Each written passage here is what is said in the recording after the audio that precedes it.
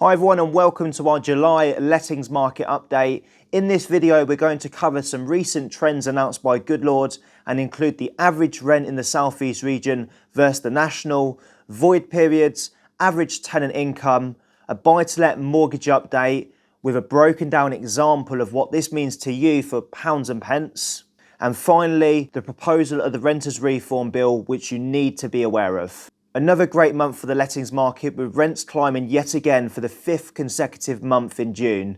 The average rent in the southeast region currently sits at £1,133, which is £83 higher than the national average. With month-on-month increased demand, it was only expected for void periods to drop yet again. The national average dropped by a whole 10% from 19 to 17 days, which shows how strong the lettings market is today. But to break this down further, the southeast region has now reduced to 15 days, which is 5 days less than May figures. Tenant salaries are up slightly month on month with a rise of less than 1%. The average take-home pay for a renter in England now sits at £29,275 compared to the southeast region, which sits at £31,841. This is 14% higher when compared to year-on-year averages. The rise in salaries outstripped the 9.33% year-on-year increases in the cost of rent recorded over the last 12 months. So moving on to mortgages, the current headline rate for a 75% loan to value deal currently sits at 2.84% with TSB. Now what I'd like to do in this video is break it down of what this means in numbers like I usually do. So moving on to mortgages, the current headline rate for a 75% loan to value deal currently sits at 2.84% with TSB. Now what I'd like to do in this video is give you a breakdown of what this means in numbers like I normally do.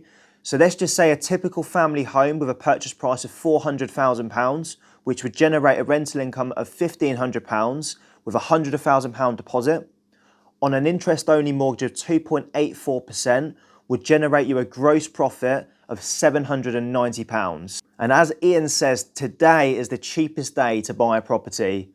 And these rates are a prime example as they have increased by £200 since our June update and £462 since December. Lastly, we have the proposal of the renters reform bill, which is expected to go through Parliament no later than March next year. And there's a couple of major highlights that I'd like to bring to your attention. Tenancies to be periodic from day one with a two-phase process for existing tenancies. Section 21's to be abolished and some major changes as well to the Section 8 notice to get possession back of your property. For more information on the full proposals, please have a listen to my recent podcast, which is less than 10 minutes long, and I will include in the description the link to this podcast. I hope you've enjoyed this video. If you have any questions, then please feel free to send me a DM and I'll get straight back to you.